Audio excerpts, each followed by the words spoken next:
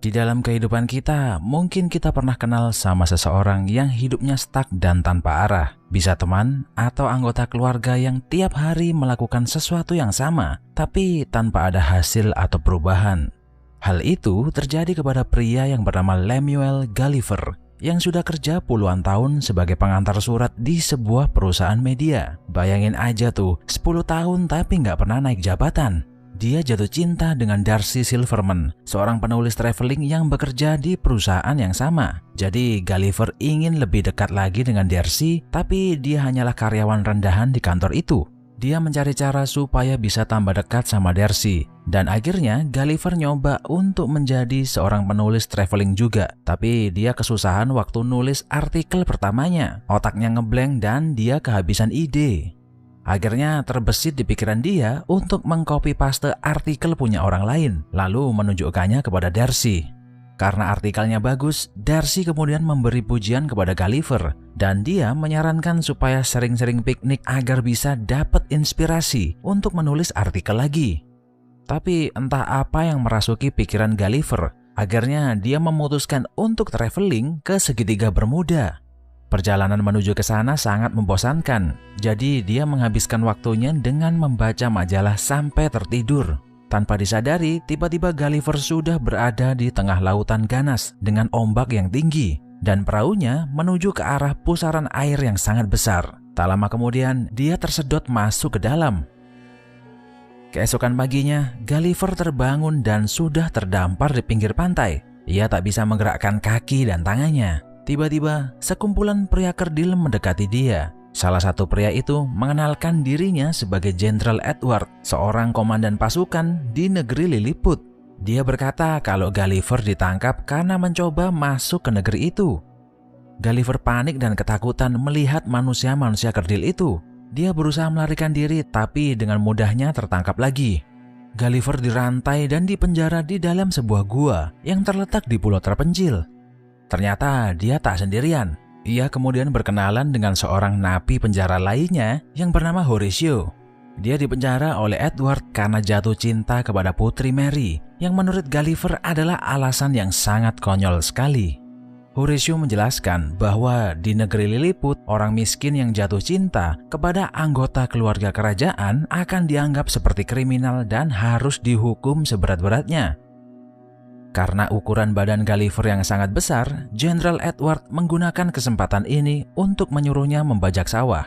Tapi tak lama kemudian, terdengar suara lonceng yang menandakan adanya serangan dari negara sebelah, yaitu negara Blefuscan. Edward berlari secepat mungkin untuk menyelamatkan Putri Mary. Horatio mempunyai feeling jika sang putri sedang dalam bahaya besar, lalu dia memohon kepada Gulliver untuk segera menyelamatkannya. Tanpa pikir dua kali, Horatio kemudian melepas rantai yang menahan Gulliver. Pasukan Blefuscan yang mau menculik sang putri dikejutkan dengan tubuh raksasa Gulliver. Dan akhirnya dia berhasil membawa Putri Mary ke tempat yang aman. Lalu Horatio datang menemuinya. Tak lama kemudian, terdengar suara lonceng yang menandakan adanya kebakaran. Gulliver berlari secepat mungkin untuk menemukan lokasinya. Dan yang terbakar ternyata adalah kastil kerajaan. Raja Theodore terjebak di dalam ruangan dengan kobaran api yang sangat besar. Gulliver mempunyai ide gila untuk memadamkan api itu. Dan akhirnya dia membuka celana kemudian menggunakan air pipisnya untuk menyelamatkan Raja Theodore dari kebakaran itu. Sang raja sangat berterima kasih kepada Gulliver karena telah menyelamatkannya, dan dia merayakan hari itu dengan mengadakan acara makan malam. Di malam harinya, raja dan ratu bertanya apakah Gulliver berasal dari pulau terlarang. Gulliver bingung dengan pertanyaan itu, tapi kemudian dia menjelaskan kalau dia ini berasal dari kota New York dan di kota asalnya dia adalah pahlawan pemberani. Sang raja kemudian menawarkan untuk membangun tempat tinggal untuk Gulliver. Tanpa pikir panjang, Gulliver dengan senang hati menerima tawaran Raja Theodore. Negara Lilliput dikenal dengan keahliannya dalam membangun sesuatu. Mereka membangun rumah idaman Gulliver dengan waktu yang sangat singkat. Tak hanya itu, Gulliver juga membangun sebuah teater agar bisa dinikmati oleh semua warga Lilliput. Dengan bantuan Gulliver, Horatio akhirnya bisa menemui dan berbincang dengan Putri Mary. Tapi obrolan mereka terdengar oleh Edward yang membuatnya semakin benci dengan Gulliver dan Horatio. Di malam harinya, Edward berhasil menemukan puing-puing perahu dan handphone milik Gulliver. Gulliver sangat senang dengan hasil temuan Edward. Kemudian dia membuka dan mendengarkan voicemail di handphonenya yang ternyata dari Darcy. Darcy sangat kecewa dan marah dengan Gulliver karena artikel yang dia tulis sebelumnya ternyata hasil copy paste dari orang lain yang membuat Darcy terkena masalah besar di kantor. Mendengar perkataan Darcy, Gulliver merasa bersalah dan sedih. Keesokan paginya, Edward berusaha meyakinkan Raja Theodore jika dia harus menyingkirkan Gulliver secepatnya. Tapi Raja Theodore malah mengangkat Gulliver menjadi jenderal perang negeri itu.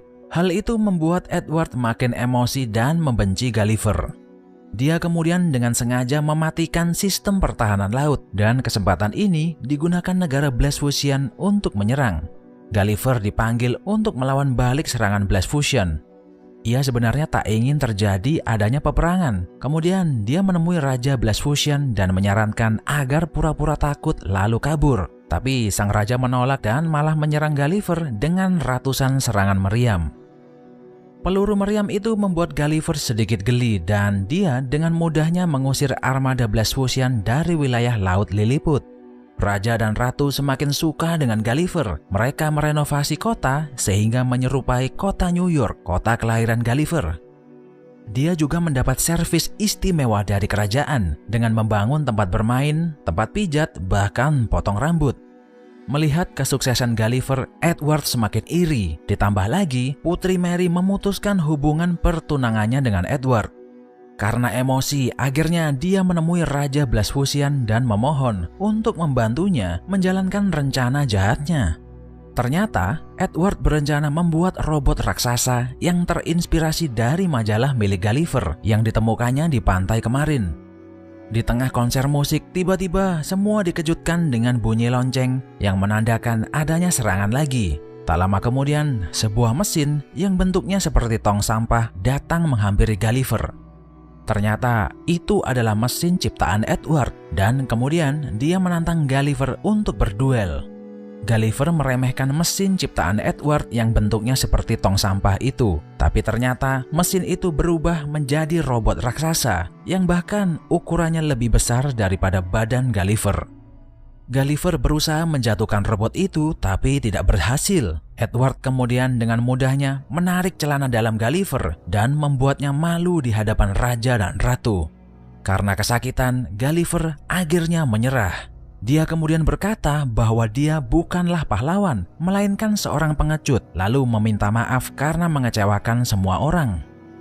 Akhirnya, Edward mengikat badan Gulliver di atas sebuah rakit lalu mengirimnya ke pulau terlarang.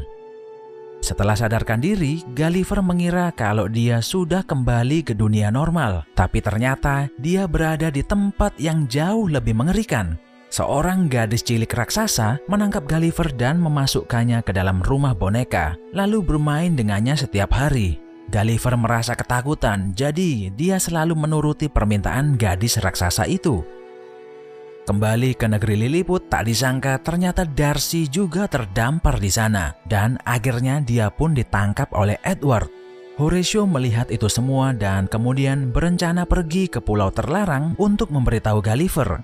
Dia berusaha mengajak Putri Mary agar mau pergi bersamanya, tapi Mary menolak karena takut Edward akan menyakiti ayah dan ibunya yang berada di penjara.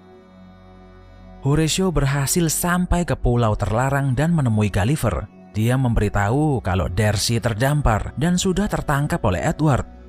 Gulliver merasa tambah menyesal setelah tahu kalau Darcy jauh-jauh dari New York ternyata rela pergi mencarinya. Horatio kemudian meyakinkan Gulliver agar berani dan percaya diri untuk menyelamatkan Darcy.